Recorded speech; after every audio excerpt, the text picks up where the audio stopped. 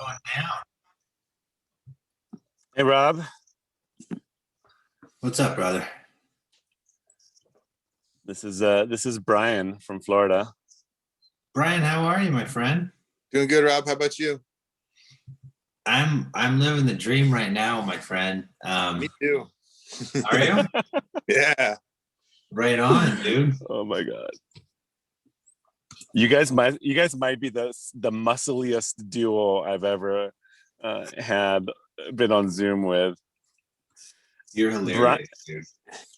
Brian is one of those people who's a genius at least one thing. I haven't seen his video editing work, but as a massage therapist, I met him at a New Year's Eve party in Florida that I went to, and I saw him just like work on like three men, like work to open their hips. He does like Thai massage, so he was like suspending them and then working on them and putting them down, and he was like opening their thighs in like such a way that like they were crying. I was crying just watching it. All I And have to say is I don't usually say this to you, Mihai, but fuck you, dude. And this is torture hearing this because I oh, still need to be in person with you, brother. I'm like dying for like whatever pandemic thing we're in, like to get to some other side where I can get body work. But that sounds amazing. I where are you at? I was gonna say I luckily live in a state where the pandemic didn't happen. I'm in Florida. Oh, great. Yeah, so I'll just come down there. I just have to move through a bunch of pandemic to get there. So that's Yeah, oh. I was in a restaurant the other day. It was Saturday after Barbara's event, and even all of the restaurants now have taken down. They used to have plastic dividers, like on all the tables and everywhere was plastic. They've taken down now too. Wow. So, yeah, you don't even really need a mask to go into most places. Some places you do, but even if you do, they don't really say anything. So Yeah, it's pretty close to normal. wow. That I don't know Barbara's where you guys are at, but that goes into my mind as lots of people are gonna die. Here's what happened last year in June. I'm reading the news and they're saying lots of people are going to die, lots of people are going to die, lots of people are going to die. And all my family and friends are writing me. They're like, dude, get out of there. Your state has more cases than the entire country of India. Do you know how big India is? And so whenever and ask and say, how are you doing? I'm like, well, we're all going to be dead soon. Or in 2 weeks, we're all going to be looking around at each other going, So that's why I like to share my experience, because I feel like it's so different from what everyone else has experienced. So I make it a point to share. This has just been my personal experience in Florida. Yeah. Because you had that big spike, and then it's been fine, right? Yeah, we reopened in June, and that's when like we opened for like a week or two. We had a huge spike, and then that's when it was do or die in Florida. And that's when I was saying at that point, I'm like, well, we'll see what happens. And then that's why since then we've all just kind of been like, something's not telling the truth. Yeah. All right. Well, hopefully that there's more of that. Yeah. I know I got a couple clients in India, and it is like fucking. It's bad. Yeah. Bad. Yeah. At least where are you, Rob? Recently. What's that? Where are you? I'm in Boulder, Colorado. Nice. Yeah. So unfortunately, a fairly long drive to get to your neck of the woods. Although Brian has been known to fly to places to do wedding videos and stuff. So I don't know. You got any clients in Colorado, Brian? We're planning to be in Aspen this summer. Oh, cool. Yeah. Awesome. Are you gonna do body work? I had a friend who was in my men's group when I lived in Boulder who would go to Aspen and just make big bucks as a body worker. Yeah, I don't really know anyone there. Angela, she goes there every summer for her clients. So I am open to doing, if I can go there and set up a network and meet people and do work. I mean, yeah. I'll and give it away just because, that's what I love to do. Totally. I'll reach out to my buddy and I'll see if I can hook you up. Or Rob, do you know any people in Aspen? I don't think I do. Yeah. Yeah, stuff like that. I People would don't know that they're there. Yeah. Yeah, I'll even do it just so that people can experience it, and then just set up the network that way. If people Totally. Yeah. if you know anybody, I'd love to connect with people, because I'd love to spend some summers in Aspen. Yeah, no, that part of the Rockies is so gorgeous. I'd love to be anywhere but Florida in the summer. That's a really good idea. Yeah. So you do body work, you're on the massage side, and then you also do video editing. Are those two kind of main things that keep you out of trouble or get you into trouble? Yeah, photography. So the video side, I was originally a photographer, so then it also turned into like video and audio, and not so much graphics, but kind of a little bit of all of that stuff to some degree. And then on the body work side, it's yoga and qigong and breath work and that whole inner scope of, well, so yeah, those are probably my two main jams, is visual imagery and then healing arts. Very cool, man. Oh, and then building. So somewhere in that too, like set building for videos and that stuff. And then I got in with some pretty nice building crews. So I go to music festivals, and I'll go in early and I'll build large scale interactive art pieces. So then sort of building construction, which I think I'm the least experienced in, but it's also interesting to me, the people who I've gotten to work for and the teams that I've got to be on. I'm like, I don't know why, but they call me back. So I must be doing something right, because I'm not by any means a very skilled carpenter, but they call me back. So Yeah.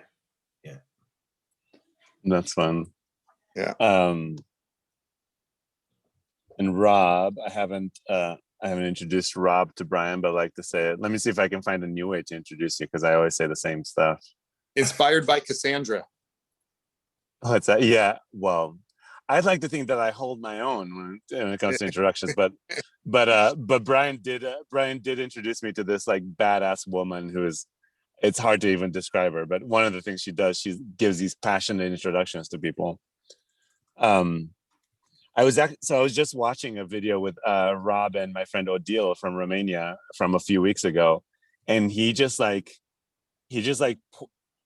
he gave context for her life, for the wounding. Like Odile lost her twin sister 6 years ago, and Rob just like dropped the perfect way to contextualize the balance between feeling pain and feeling joy, and how it's normal to alternate between that, and it's not something you heal from, but it kind of goes on. And she was left being like, oh, I'm so grateful for. So I have this constant experience of Rob, of being able to, first of all, listen with a big heart to whatever is going on for you, and then contextualize it with this like mixture of psychology and Buddhism. He's a senior Zen monk, and kind of like developmental stuff. So he's this interesting combination of mind and heart. And we just kind of became friends, about a year ago, and we have rich conversations, and I invite random awesome people to join us. Well, thank you for thinking of me. Yeah. No, it seems like it's going pretty fucking well already. Yeah. Are you guys enjoying each other just a little bit? I'm having fun. Totally. Although I'm still like, I love like deep opening of the body and like working hard. And so I when you're describing me, I was just like, oh, I could send you that. I need I so need it right now. I recorded a video of Brian working on my triceps, and I was like, I'm late for dinner, but I got like 5 minutes, which turned into 10. And he's like giving me the kind of pain that is actually leading to good things. And I'm kind of I'm circling him about his approach to. I was like, do you remember? Did you actually know anatomy? So I was like, yeah, I learned it when I was 15, but I forgot what this muscle is. I just talk to the body, and So he's got like a crazy. I don't know. Can you talk a little bit about how you do it, just so we can torture Rob even a little bit more? You sadistic bastard. I've studied a lot of things. I studied sports medicine as a kid. I've been an athlete my whole life. I studied a what little sport? bit. I started off with tennis, Then in elementary school, you know, I played baseball, basketball, football year round. And then in middle school, it was basically just football and wrestling all the way from middle school till high school. I started lifting weights in college, or continued lifting weights in college. I competitively weightlifted when I was like 16 because that's what the football coach wanted us to do.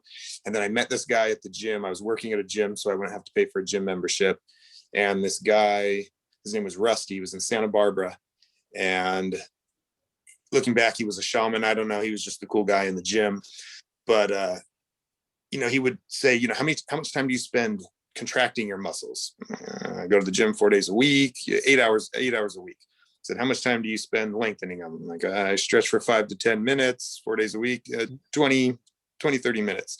And he was like, why do you value one over the other? And that was sort of the thing. And that was the time where just a bunch of different people who came into my life and taught me yoga and taught me things. And he was into kettlebells. And then I went into just like lifting weights and doing that sort of stuff. And then it just became all, at this point, restorative. And I do so much physical work now between building and gardening. Oh, gardening is another thing I really enjoy doing. Building and gardening and set building and construction. And that I do so much physical work that all of my exercise now is just restorative, because it's to like rebalance all of the physical. So I don't even really work out or exercise per se anymore. It's all, you know, more internal or healing. Had a corporate job that wasn't working, did ayahuasca, went sideways. One of the second best thing that happened in my life. And I got into Thai massage. I got a teacher who's a chiropractor and a doctor of Oriental medicine. So I kind of studied with all of them for a period of time and picked up a bunch of different sort of techniques, and then just started practicing what I knew. And then started developing it. And I would say the biggest thing that I do lately, I've been having some really powerful sessions. And I think the biggest thing is that when people are coming up to a threshold or coming up to an edge, and maybe they're squealing or making noises or squirming or different things, that I just stay with it. I don't back down. You know, I might ease up, and then as they calm, I'll go back in, and I'll just keep easing up and calming in, and really not paying attention to, you know, all the external stuff of, just letting that happen, but just feeling like, you know, I'm feeling where I am, and the body's saying more, you know, the body's saying, you know, I can take more, but the person is saying, oh. So just sort of listening to my heart and not listening, like sort of, you know, acknowledging that, seeing where they are, slowing down, going slowly. So I think that's been what's been creating most recently some really powerful experiences for myself and for the people that I've been with. So I think that's kind of where it is now, is just that really listening to the body. And one of the things that one of my Thai teachers says is the body's only ever saying one of three things: go more, stay there, or back out. So if, you know, if you just break it down to that, it's what is the body asking for? And then not sort of letting whatever expressions of the energy moving out, not being swayed by that.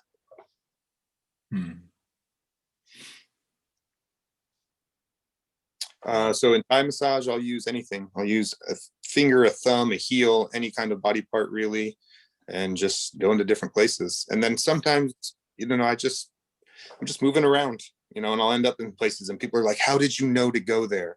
And that's what I try to explain to people. I don't know to go there. I just ended up there. Yeah.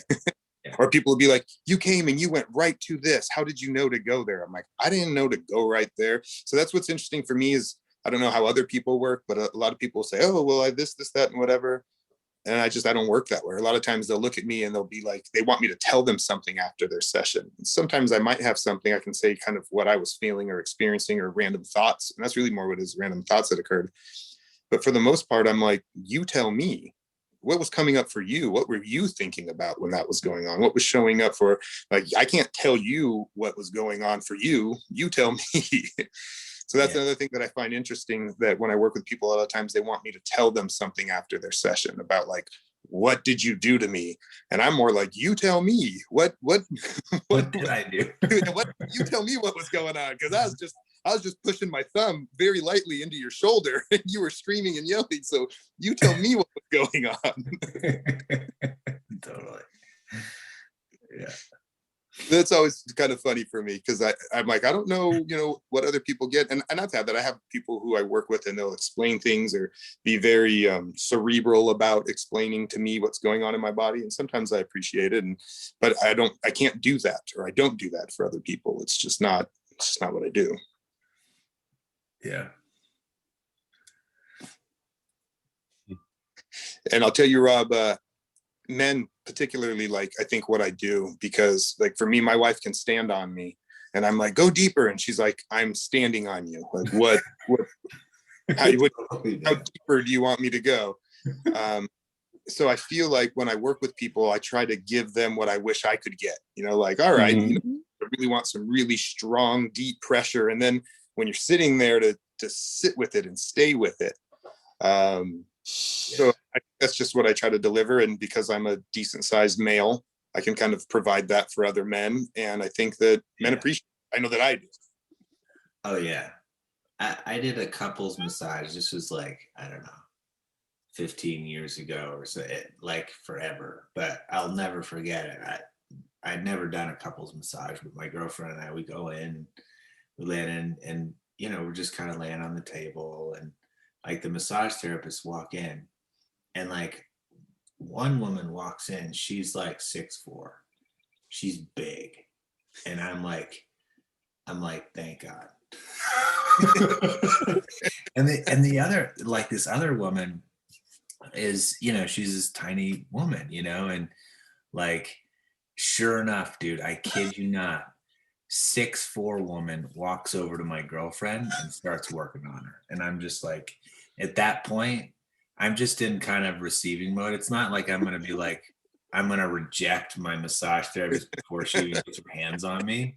So I'm just kind of roll with it. But I'm like, are you guys kidding me? Like, you send the like monster over my little girlfriend, and this woman who, she was tiny. I mean, she had some sharp elbows. I do remember that much. And she did what she could do, but I'm similar, I've got a buddy of mine who I practice with on the Zen side of the street. He's like probably 260. And I'm always just like, oh, dude, you got to walk on me, But all of our retreats have been, freaking online. So I haven't seen him, and been in person in like years, It's like, not years, but it feels like it's been long time. Yeah. But I'm always having him walk on me, and it's like, it's heaven. It's total heaven. Yeah. My teacher taught me sort of the opposite, because you're going in and he's like, just imagine that you're doing a handstand on the person. That's cool. Mm-hmm. Yeah, I think there's I don't know, where do you guys want to go? I mean, keep flowing. I guess stuff when the conversation hits a pause, but I'm enjoying this. Well, I've been doing a lot of talking, so I want to hear some of this. What was it? What level Buddhism? I want to hear about some of that stuff. That's very interesting to me. Yeah. So, I've been practicing Zen for, I don't know, 15 years or 20. It's coming up on 20, probably. I don't know. Yeah. And I think the intersection is, in terms of what you're talking about, at least what I feel, is kind of, there's something about the laying on hands, and like when you touch somebody, that there's such an intimate bond that, to your point, has nothing to do with, I shouldn't say nothing, but it like has very little to do with like the subjective like narrative and that kind of stuff, but it has everything to do with their like lived felt contours of embodied existence that they have varying degrees of relationship with. And it's in particular like the what I call like the faculty of perception is not just limited to like your touch, and when you're touching, and I I get this kind of hit from you, so I wanted to kind of check, but it's like that you start to perceive the inside of like the connective tissue and like what's going on in the body through the pressure, through the touch. And it's like, it's in part like you're feeling their body with your hand, but there's some kind of extension of perception that transcends the normal kind of nervous system, and goes into somebody, so that you're literally feeling those yes more you know, stay here, or you need to back off. Like you can feel it from the inside. And so that is one of the things that I got from just listening to you, was like I could intuit or sense those kinds of things, but I don't know if that's accurate.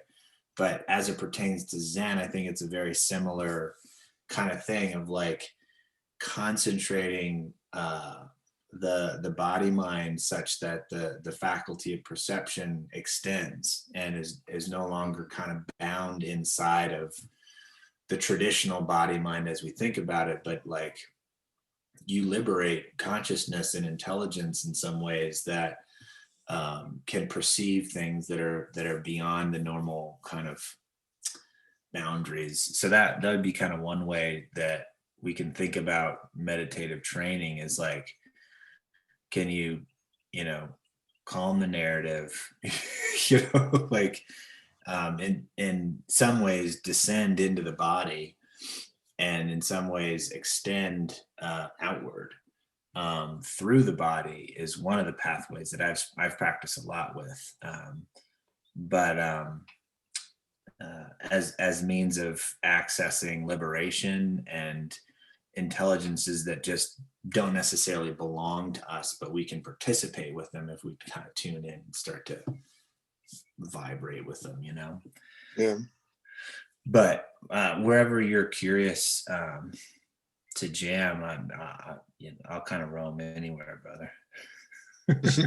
Did I understand that you do some sort of psychotherapy to some degree on some level, or I don't know you'd use that term necessarily? Yeah, I'm more on the coaching side of the street. And so that would be another piece that It is developmental psychology is what he does.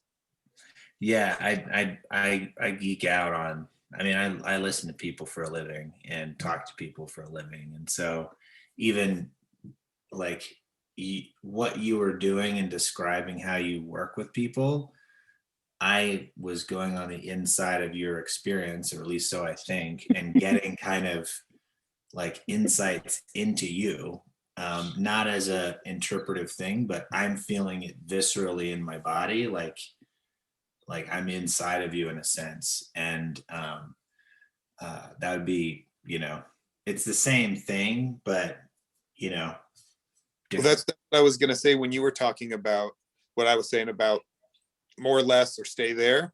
I was thinking that that's the same thing in conversation with people. When we're having conversations with people, we can perceive like, I'm going to leave this topic alone. I'm going to back off. Or especially like maybe in the realm of psychotherapy as well, where you're like, you might not want to hear this, but I'm going to keep going with this. You know what I mean? So even in that same sort of thing, and we do, and I like what you said too, is I'm speaking, and I feel like I do that. I feel like when I talk to people, I feel like I transmit it. A lot of times I'll say story, I'll be like, and then, and I'll just sort of leave it. And people are like, and then what? Where I feel like I said it energetically, or I said it in a way of like, I don't have to finish the sentence in words. So yeah, I feel that same sort of thing, even when you were saying like, I hope that as I'm speaking, like you said, because the words are only so much. It's more of, the feeling that I feel I'm portraying and speaking that we can tap into and sort of feel that. Not sort of, we do, and yeah. Right on. As a dancer, the thing you're talking about, Rob, not with the inside with the other person's body, but the outside, it's something that I've definitely experienced and grown skill in, which is kind of the proprioception of my own body just extends to where I just know where the boundaries of my partner's body are. And in tango, they talk about as you don't just walk as a leader. I don't just walk with my foot. I take a step with my partner's foot. Like so that's a cool. Yeah. I don't know, it's a cool skill that not everyone has, I suppose. The dancing thing for me, I have Mihai and another friend and a couple of people in my life who are bringing dancing into my life. And it's been really interesting in that when I'm working with people, primarily, they are completely submissive and passive. And to watch work with people who are also completely active and engaged and moving with him, and his knowledge of where they are in space and time, and his getting them to move, and his understanding of he's trying to get their shoulder to do something, and his command might be something like press into your heel. And that sort of knowledge Exactly of how right. that pushing into the floor is going to resonate up into the upper part of the body. It was so fascinating to me and intriguing. I'm like, wow, there's so much, a whole other thing that I don't even know or understand of other ways to work with and interpret and manipulate the body. I think it's so amazing. Yeah. Yeah. Thank you. And that's so cool that you're actually listening when I was coaching Barb on like how to like, you know, what's that? No, of course you're a body person. Yeah, you're skilled in this stuff. Which just makes me want to work with you guys and teach you dance again some more, you know. Yeah. We enjoy it. Yeah. Go ahead. So I was gonna change topic. Do you have one last follow-up? Oh, it just goes into kind of this extending of perception outward. And I was working with this professional quarterback, and he was describing me. It was kind of amazing. He was just like taking me into his world. He's like, when I'm really playing at my best, like he can take the snap, and as he's dropping back, he can feel the interior of like what the defensive players are doing. Like he's on the inside to the nuance where like his first or second read, he'll feel like the cornerback moving and transferring more weight into one leg versus the other. So he knows like they're gonna drive off of that one, and based on that felt sense of that player, he'll throw to where he can't get the ball. And I was just like, it's such a cool conversation, but it's related to kind of what we're talking about of being so intimate and connected with things that typically we think that we have to other them and perceive them and process them in some normative way, but he's just like completely one with, you know, this guy that is transferring his weight, and he's just like, I'm gonna completely use the fact that you're leaning in that way, you know, I'm gonna just put the ball a little bit over this way, and there's just no way you can touch it. You know, it's like, such a cool well, I think it's interesting too, because, you know, there's a lot of things that are considered, you know, woo-woo or out there, or certain things. If you talk about, you know, psychic, intuition, feelings, certain things that, you know, but then in other realms, we can talk about these things and we're like, oh yeah, I totally get that. You know, something like the quarterback, that we're like, oh, the quarterback can perceive where people are and he has a feeling of, you're like, oh yeah, I totally understand that. But then if you talk about, you know, psychic or intuition or some of these other things, they're considered woo-woo. So it's always interesting how, you know, oh, energetic bodies, those don't exist, certain things. But then when you talk about like, oh, I have low energy today, like in one context, it's a perfectly normal day. And in another context, you're like, oh, I don't believe in that kind of stuff. That's always sort of what's interesting to me, is this little bit of dichotomy that I feel amongst just general population about certain things that I think I live in a pretty extreme world that I forget maybe where the middle line or where the norm is. But then when people talk about it, you're like, but you do believe in these things, or you do understand them and perceive them, and you do have psychic abilities, or you do have a perception, because you'll refer to it in other instances, but you just won't refer to it in sort of these kind of instances. Yeah. Yeah. Well, I always think even in a very specific population, like just how hard it is for people to change a certain an inertia of thinking, is that 10 years after it was proven that doctors, surgeons basically washing their hands would save people's lives. Surgeons were not washing their hands. It took like 10 years for that to finally become indoctrinated, and many more people died who didn't have to, after that information was out there. So it's like, and that's not the general public, that's like intelligent fucking people, right? Right. Yeah. I feel like I should wash my hands more. I know, especially now. I'm like, oh, Well, man, it's okay, you're in Florida, there's no diseases. yeah, right. Yeah. So do you have anything that's really alive for you, Brian? No, I you wanted to bring this together, and I think you guys have these things, so I kind of wanted to be a fly on the wall and then chime in where I am. Yeah, perfect. I'm down for that. And yeah, and the impulse, not the main reason for inviting Brian, was that I think we started talking about stuff with an integral or like open-mindedness, especially around one of our friends' daughters, having a gender change and stuff like that. So that's an interesting thing.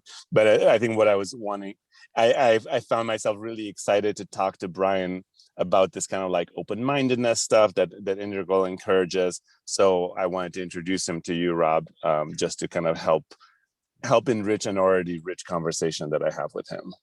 and I have another friend who, she's a parent, and she's going through the same thing with one of her children.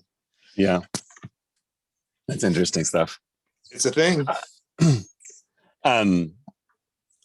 But yeah, there's something that's really alive for me right now, and it's I guess I could just read a poem I wrote about it yesterday. Yesterday was just like one of those fucking ridiculous days in my life where I woke up at 5 a.m. I did my centering prayer, and I wrote a poem about what happened there, and then it was just on from morning till night, as I was leaving North Carolina and finally heading west.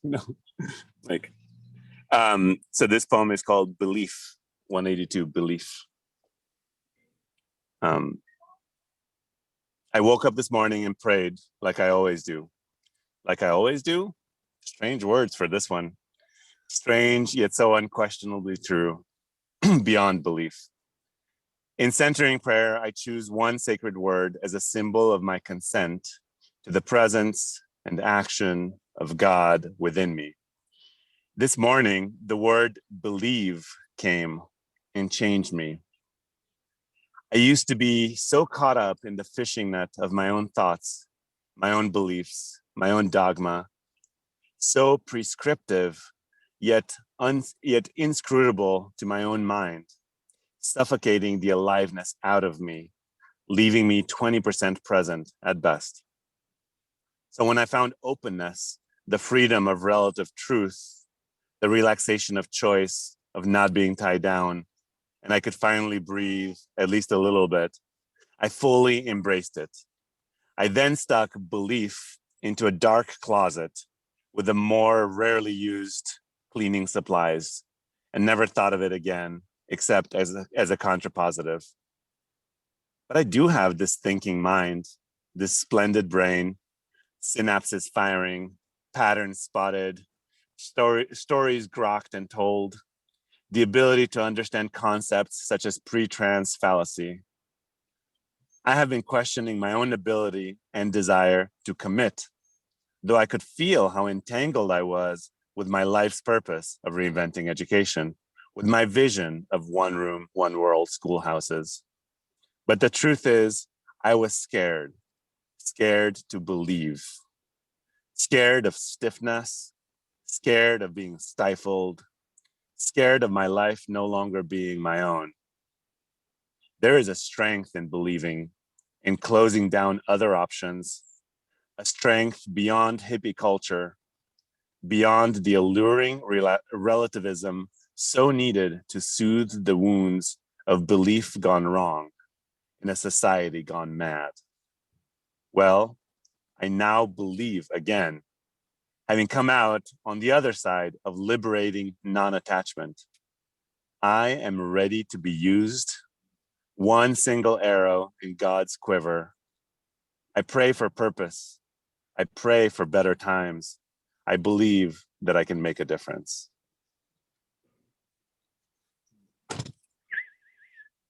Impact, either of you?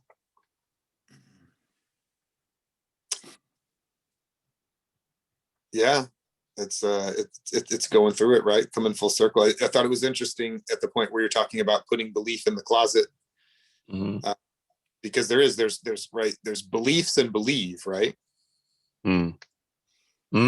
That's interesting. Like the verb is different than a noun. Yeah, the noun is stuck, right? The verb is like verbing.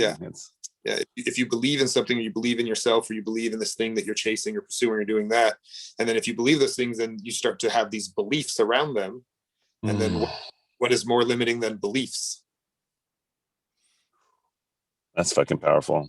I can feel the breath in my chest like expand. So I feel like you kind of took that full circle with like having this thing that was positive, doing away with it, and then at the end coming back to like, oh no, I need this.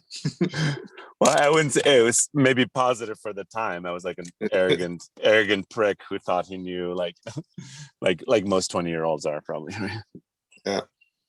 Not me. I wasn't an arrogant prick at 20. No. Of course. Of course. Possibly at 40 too. I was just gonna say, I'm pretty sure I still am. Not sure I exited that. Nice. Oh, what did you hear, Rob? I have a bunch of stuff. Please go on one of your rants. I love it. Well, I don't know. I mean, I'd rather follow where your aliveness goes from. Sure. I can tell you kind of what happened next, right? So first of all, I happened to have my Quaker centering prayer meeting 3 hours later. So I sat again after already like acting. And the action was like, I'm doing the fucking thing. And the fucking thing is the nomadic retreat from late July to late September, going across the country. So I just interviewed my two friends who were around. I started like settling on dates, like writing out like the curriculum, the non-curriculum curriculum, and then like I had my my meeting with my Quaker friends, and I was like, and the word that came was actually faith. Like, oh, that's interesting. So I've been living in faith a lot the last year plus, and now here I go belief, and here I go faith. So faith and have faith and believe, and it's just like I got this beautiful connection, this beautiful vision of a bridge between this world on earth and the liberated heaven, And it's like on this side, like I've been feeling disconnected from earth, basically, in a sense, right? I'm just floating around in my car. I'm not really making money, but I don't have to, so I get away with it. I have all these visions, but I'm not actually making any progress towards it, right? And I'm so enjoying the heavenly world, But now, like having this like feeling intimate with both belief and faith, it seems to me that belief is on this side of the bridge, on the earthly side, and faith is on the other side of the bridge. And as long as I was even thinking of it like as a conversion factor in fractions, it's like belief, the infinite faith and the finite belief help you to convert, infinite faith into finite, day-to-day life. And I was like, I'm fucking ready. I'm gonna go get some shit done in this world, and that's not gonna have a negative impact on my ability to have faith,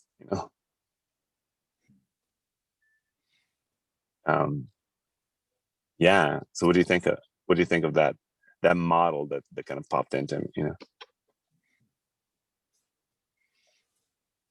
And anything you say, like even if you have stuff to challenge it, you always find a way to challenge my ideas with care, But I wanna kind of expose my kind of new understanding to both of you and have it further shaped and refined,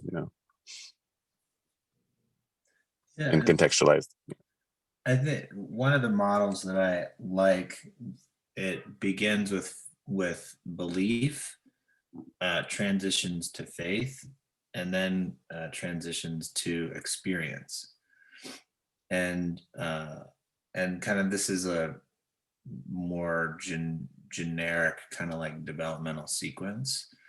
But if you think of like I'm reified in a particular belief structure, that you know psychic phenomena, it doesn't exist. That's woo woo, like that's a belief, and beliefs are processed really fast. They narrow and constrain the world.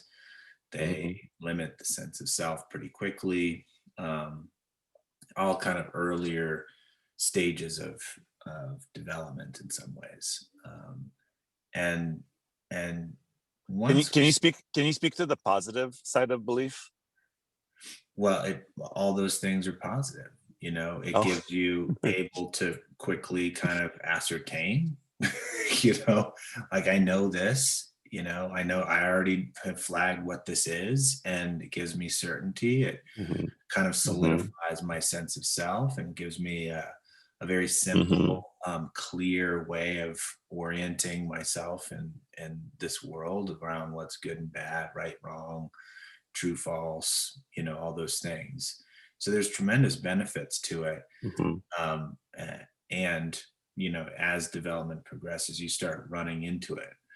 But particularly around belief starts to make contact with faith when you start to intuit and grasp the unknowable.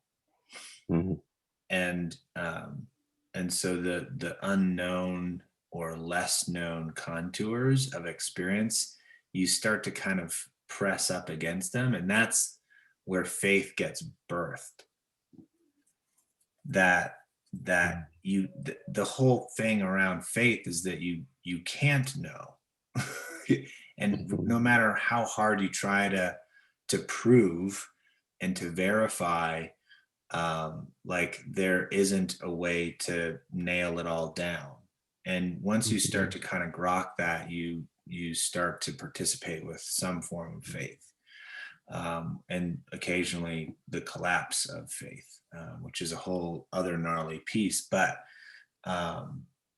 that intuition that I can't quite name it, I can't quite fit it into language, I can't necessarily give you a proof for it, I can't find evidence for it, but I sense, I intuit, I in some ways know like something to be. That's where kind of faith flourishes.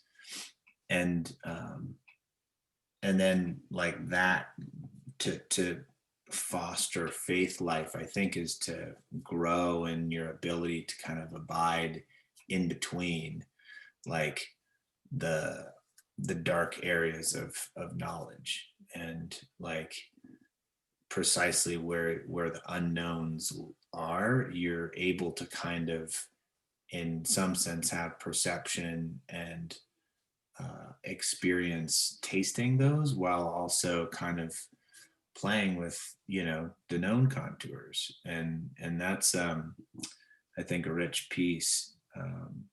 But I go into experience as just to kind of complete the sequence of there's like the intuitions and the kind of pressing up against and flirting with the unknown, and then there's like the wholehearted immersion as the unknown.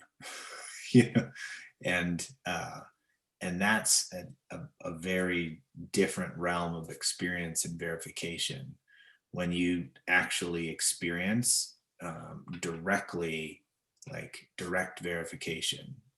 I know this to be, and even if it doesn't fit into the constraints of language, it's like that's where the experience part picks up, and what's our capacity to experience more robust and liberated forms of life and death. so that's kind of in the backdrop as I listen to you. Um, and let me hit pause on that and see if anything's of value for you there, brother.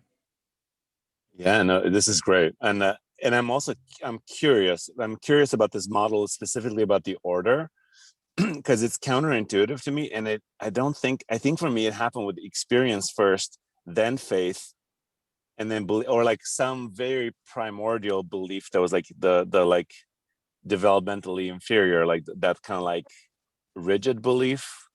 But somehow I got to the experience, right? April 30th last year, I had my direct experience of God, or experiences of good dances or whatever, and like other versions of this throughout my life. But having had the experience, then I immediately had faith. And it didn't take time. I was like, God exists. I know it. Like, and then from there, like I went to like non-belief. Like it's taken me a long while. It's taken me a full year to kind of return and embrace belief. So does that theory say something about the order, or is it like a circle that keeps going around? Like what's This is a like a Wilberian kind of developmental pathway that he kind of formed in the early 80s. wow. That I think it's cool. And I think a couple things. He's using experience as a very particular kind of injunction, like as it pertains to God, like Yes. to create an intimate second person relationship with God, like as a practice, like to experience and encounter the numinous, to feel that like trembling and awe of encountering like the source and summit of your consciousness would be one way we can describe it. That's the experience body. Faith in his model is you have yet to taste that. Oh, You're that makes sense. starting to kind of intuit, and belief is you're just like nailing down the testimony of others. Like this is what other people said, and I'm like nailing this thing down as hard as I can, and I don't want it to move because if it Cool. moves, I can feel the groundlessness of it. And so once, yeah, go ahead. So once I've had the experience, there's no more need for me to have faith. I have something that's greater. Or it's like more complex, right? So it's but developmentally speaking, it's not like you just start doing faith. It's all experience based. It's like, well, that experience is now informing how you relate to beliefs as a whole. To Brian's point, like, okay, like I can nail this down, and I can also realize that as I nail this down, it's actually limiting like what I experienced.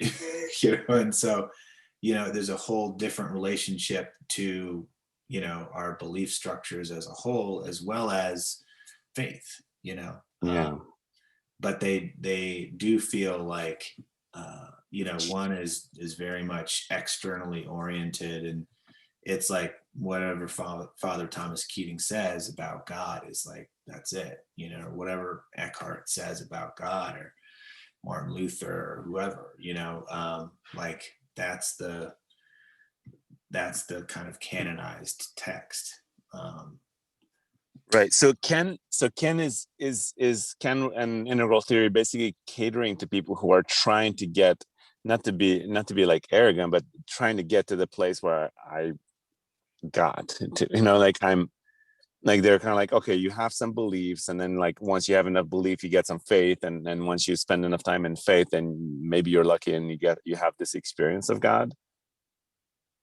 Yeah, I mean, I think, and Ken, particularly in the 80s and 90s, spent a lot of time focusing on it's kind of what you're talking about, Brian, like the establishment of a contemplative science, and saying that it has its own set of truth verifications and practice injunctions and like confirmation ecosystems that like the Sufis have that in place. You know? And like when you practice in their ecosystem, the community of the adequate practitioners say, yeah, that's not the realization. Like keep going. That's called a sticking point, or in Zen, or in centering prayer, or like people who are in those traditions and have given them lives and like that, thousands and thousands of learning cycles. They're doing this, and then they're coming together like, Diane and I are coming together and talking about realizations, and it's like, Diane's his teacher. Go sit more. Yeah, sorry, brother. But so he was spending a lot of energy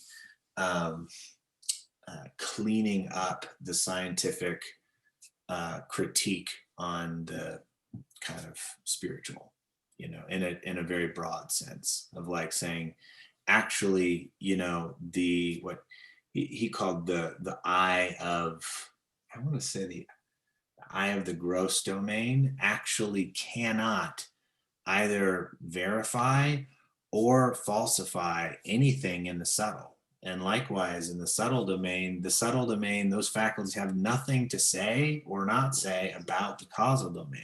Yeah. The causal domain, like the realms of emptiness, they can't verify anything or falsify anything as it pertains to kind of non-duality. So that's kind of what he was up to in that sense. But certainly he's laying out kind of a pathway for people to move in the direction of more kind of contemplative or meditative experience as the way to kind of verify, is this fucking true or not? Like, go find out. Like he's kind of appealing to that like, you've got to trust your experience, and to your point, Brian, it's like I just have to trust my experience of whatever this fucking pandemic is, or like that's the most trustable place to organize from, Anyway. So now that kind of seems like duh, right? But I think what I'm hearing you say is that 40 years ago, it wasn't such a duh that you just go inside and find it. So what was that like? What was the kind of like spiritual scene like when Ken was doing this work? What was the environment, the ecosystem, as you like to say, that he was working in? Well, I don't know if it's changed all that much personally. Oh, because fundamentally he's trying to install a different metaphysics. I mean, that would be that's my language. Like he's trying to install a theory that allows a different metaphysics to flourish. And, physical monism, which just essentially is scientific reductionism. Objectivism.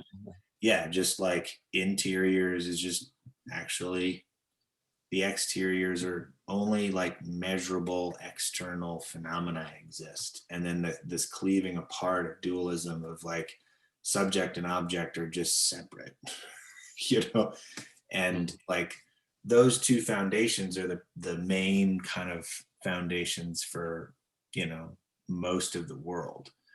And he's trying to kind of install some different presuppositions about what is self, what is reality. So I don't see it as being all that different. Now, certainly there's pockets of people that are like, this reductionism is like kind of an empty path. It leads to or it can lead to a bunch of abundance in physical goods and wealth and things like that. But the underbelly of it is just, people aren't participating with significance, and they're dying meaningless lives. Unfortunately, a lot of people are. at least that's kind of my bias. When they're pressed up against their death, like the clarity starts to kind of cut through, like, fuck, like I did not attend to what really matters. I've just been, you know, hugging the shadows in a platonic sense, you know. Wow. Hugging the shadows is a great fucking line. That would be there needs to be a book written, if it hasn't been already, called Hugging the Shadows. Sounds like you're right. I Yeah, you know Rob, what I've been wanting to do is get a couple of interns and transcribe and organize all our conversations, and then just put them all together in a fucking book, like the book of conversations with Rob, cool, man. yeah. Yeah. So one last question on this topic. So I'm wondering, I want to contextualize my own life. And Brian, I don't know how much I told you about my how I got to hit the road and stuff and what happened on April 30th. Did I tell you anything? Maybe. Sometimes once I hear a story again, I'm like, oh yeah. And then Sure. Yeah. So I was busy doing a Cobalt, community building and leadership training, which included connection games. And as part of that, a few of us who were on there, some from the Netherlands, some my soul sister Vanessa from here, were like, hey, we want to practice counsel, which is basically a form of shared meditation with a talking stick. I taught a counsel workshop in South Carolina last night, unexpectedly. I was like, cool. It was fucking magic. It was amazing. Yeah. I'll tell you, I'll take a parenthesis and share that story because it's so powerful. So this guy, Michael, who was a nurse in training in the Bay Area, he participated in my connection games. And he was always he started a rebellious group, that was free for drawing away paid customers of mine. And there was this one time when we practiced counsel, and he thought he was playing edgy and pushing the edge. And he basically said something really dickish to me. I forget why. He kind of attacked me in this space where counsel is about loving the silence and stillness, giving reverent listening, turning everything you hear into gold, construction noises, any word that someone says, to turn it into gold, and then speaking slowly from your deepest heart. Those are the parameters of counsel. So he said something where he was being a dick, and I always remember I responded really beautifully in the moment where I didn't attack back. I didn't lean on my facilitator hat to put him in his place, and I just expressed some hurt or something or whatever it did. And then I was open to his criticism and so on. So he always remembered that. And so he had asked me, he started an 8-week training with the crew that he's been doing in doing connection games with in Greenville, South Carolina. And he had asked me if I could stop by to help him teach counsel because he never felt really comfortable with it. And I was like, yeah, probably not, because I need to get to Arizona. And then at the last moment, I'm still in North Carolina. I'm meeting a new amazing friend. I was like, it's 5 p.m. I was like, shit, at this point, I may as well just go teach counsel in South Carolina after I had already kind of trained him a little bit. And earlier that day, Facebook shows me where were you 4 years ago? And we're in this tea house. It's the exact moment, which is Michael's first counsel experience, where he was a dick to me, and I responded, and he recalled that, not knowing. But so it's this magical thing where it's 4 years later, it came around, and I supported his community in learning about counsel, and I transmitted the shit out of that, So counsel is something that's I love, and that's why I was like, okay, this is gonna hurt my body a little bit over the next day and a half as I have to drive west with much less time, but I got to do it because I love counsel. And in doing counsel just over Zoom, 3 to 5 times a day with my soul sister and a few other people, I already started to feel energetic kundalini awakenings and shit, and my inner child was coming out, and I was crying with him, and so all this magical stuff started shifting for me. And then Vanessa moved in with me in my apartment, and we just, our energy of devotion together, we cleaned my apartment with devotion, just all this stuff. And and something happened on April 30th. It was the first full day she was spending at my place, and we both kind of had this like direct connection with God in that moment. Like we walked away different. I walked away with no more shame. Like I started saying like, I don't know, I don't need to know, I don't want to know, and just like all these things that were kind of a 180-degree turnaround from a lot of the ways that I've lived my life. So that's what I would call a direct experience of God, you know. And I was also, like I've always been an atheist, and now I'm clearly there's no doubt in my mind that God exists and I am God. And it's like this cool experience that since I've had again in Bufo and doing 5-MeO DMT and sometimes in meditation. So that's kind of and then I started just reading all sorts of, you know, religion. I like started talking to elders to kind of like honor the gift that I was given, basically this gift of consciousness and connection to God. Didn't want to waste it. Yeah. So did I have faith at some point along the way? If this model, if I'm listening to this model, or like how does that model make sense, given that I don't like, you know, did I have to have faith in order to commit to, like, we talked about my first conversation with Rob with Vanessa, when we're both like, hey, this like dedication and devotion happened, and like all of a sudden like we got this gift, you know. So like how did the step happen without me noticing it, that step of faith? I would say you had faith in something that was unarticulated. And unknown, and you kept going back and giving yourself to something that wasn't fully understood. So I would describe that whole process as some kind of faith development ecosystem. And then as it pertains to, I think the academy, I think you're in an interesting cycle, because this is usually in relationship to God or the purpose, Godhead or whatever. But there's something like God's enacted like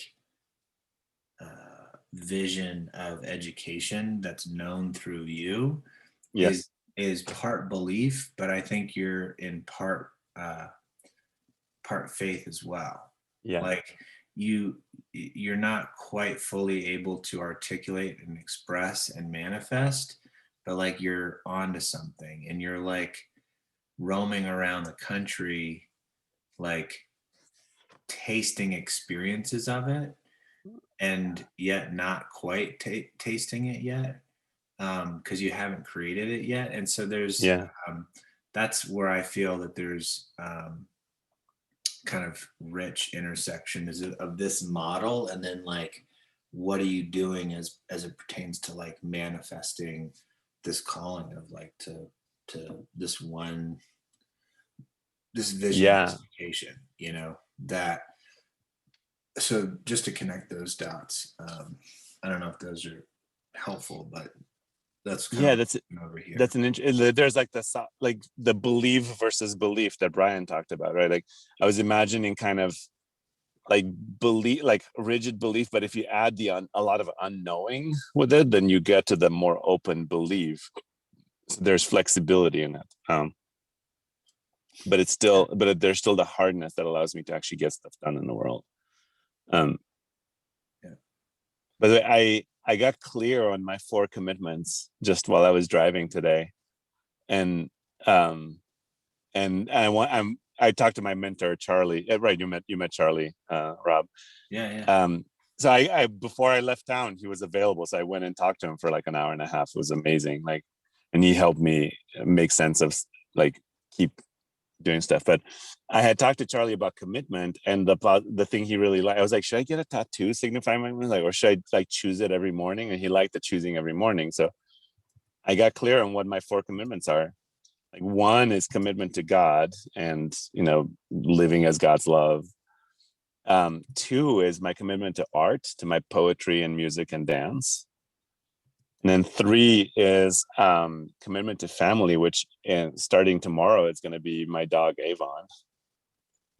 And then 4th is commitment to purpose. And I'm actually like, it's actually the gesture of the cross. It's like, you know, God, art and duende in the belly. The left side is the heart, which is family. Hopefully it'll be a different kind of family, a larger family, but for now it's me and Avon. And then purpose. Make the sword hand on the right side. So I'm excited about that. I'm like, okay, and that's the difference. Like adding belief allowed me to commit, basically, which is fucking incredible. Like I feel alive, and at the same time, I'm still traveling. I'm still like drifting into the clouds and feeling connected to everything, and like happy and like imperturbably happy, I suppose I can say. Okay. That's awesome. Cool. Brian, you've been quiet for a while. Do you want to share any impact or anything you're hearing that are interesting, or questions? Or Yeah, a couple of things. I actually have something here that I want to share with you, just because you had just said God, art, family, and purpose. And earlier, I don't know even I wrote it down. I'm not a note taker at all. But for some, you were saying your P's. I felt the need to write them down, which was productivity, partner dance, poetry, and presence. And then the child in me like took your P's. Oh, fuck. And so that's my interpretation. You can do what you want with that. But it was something, like I said, I don't take notes. I don't know why. But then when you're like, oh, I came up with my 4 commitments, I'm like, oh, I should write these down again. So I'll take a picture and share that with you. Oh my God, thank you. You're like a little kid, you get the things and you match. Well, this one's this and this one's this. Yeah. So I'll share that with you. But 2 sort of things that stuck out with me. One, and then Rob had just kind of brought it back up in another way of you saying, there was something you said about like, you know, there's my purpose and there's a school and there's this thing I want to do. And I'm not doing that right now. I'm just, you know, driving around the country, screwing around or whatever. You didn't say it in these words. Yeah. And so my thought was like, how do you know that that's not all part of you opening the schools? Who's to say that what you're doing is a side note from that? How do you know that's not in perfect alignment between these calls, your meeting and everything? Well, fucking meeting Cassandra is amazing, because she's actually, Brian's friend who I got to hang out with after the day after he left at the party, is just like, she's already traveled the country for a year visiting alternative schools. And she tells me like, hey, there's this school in Estes Park, Colorado, where you can get a fellowship and you just go live with them for free and like, read in their library and do research. I'm like, okay, that's cool. So just an example. I was having a little bit of a hard time following, you know, the structures and the different theories and things between belief, experience, and faith. But it kind of reminded me of a cycle that I can say I've gone through at least twice, maybe in my adulthood. I'm sure I went through it at a time in my childhood, but I don't recall it as much, or I don't recall it yet, or I haven't really tried to, but just in thinking about it now. But I've gone through these times in my life where I've had that moment of, and then it was also interesting to Rob was saying was, well, maybe I didn't have that. Maybe I had something else that other people would say, you know, you're stuck on something, or the Sufis, or, you know, maybe someone else would say that's what this was. But I've had these moments that I would say I perceived as that moment of becoming a true believer. Like I have experienced God. I'm here. I know what's real. I know who I am. And then from that point, I seem to, in some way, and those moments always come back to like, well, it's not thinking about God. It's about living and being expressive. And there I'll say I have a degradation or something over a period of time, and kind of, but coming back to it because you have that belief. So you're not searching anymore because you know, like you know what you know. So from there, because you're not searching, you kind of go on with life. And when I say you, I mean me. So I've kind of gone on with life. And then at some point, you know, you have the faith and you just go forward. Well, yeah. So you have that moment of belief. I've had the moment of believing. Then I have that thing of faith because I know I don't have to search for it anymore. I know what's real. I know what's true. But then at some point, it's like you don't remember anymore. And then so you go through, then the journey takes another turn, and you go through, you know, that other thing till you come back to that moment. And I can say that I've had this sort of cycle at least twice in my life, to where you hit that moment again, where you're like, oh yeah, there's God. That's God. This is God. And then, so then now you're like, wow, how did I forget this? I swore last time I wasn't going to forget this. But then you remember, so then you kind of, so I've kind of had this thing. And so like, where is what, you know, what chicken or the egg, what came first, belief or faith, experience. So I've kind of gone through, I would say 2 times of this cycle, at least, where I've kind of come to that point and realized, like, I don't have to worry about godliness or think about godliness because I'm exactly that. Right. So then you kind of go on with life, but then in going on it, you lose that connection to that moment, to where it was true for you. Like, you felt it, it was an experience that you knew. And then at that point, then you kind of have to circle back around to have another one of those experiences to remember, like, oh yeah, like sort of remembering to remember. So that's kind of what I was hearing or experiencing, or was coming up for me in the conversation you guys were having about, whether it's faith and belief and faith and experience, or whatever the thing is. That's sort of been my personal experience in that realm of having those things, knowing it, and then somewhere along the way, like, always being like, I don't have to worry because I know. I don't have to worry because I know. I don't have to worry because I know. And then one day being like, wait a minute, I don't know. When did I forget? And then going on another journey to remember again, and then remembering having it. And then this sort of cycle of that kind of pattern is something that I can notice that I have experienced more than once now, so that I can sort of recognize it for that pattern. Mm-hmm. Mm-hmm.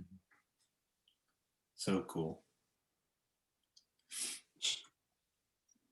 Any reflections on that, Rob?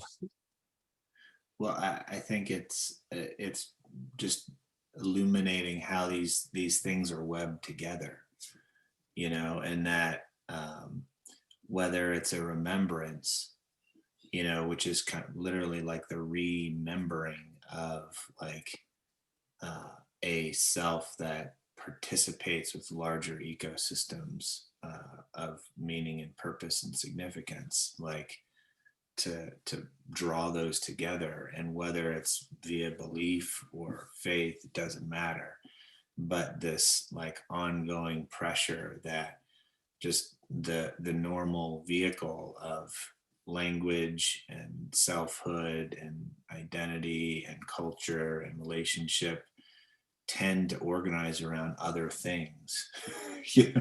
And so, I just appreciate, like, the forgetting, and then the remembering, and then the plunging into, again, like, more direct experience. Like, that's the genesis of I like how you described it, true belief. Like, I'm not just kind of nailing this down just to have something to stand on. I'm actually nailing this down because it's like, it's true for me.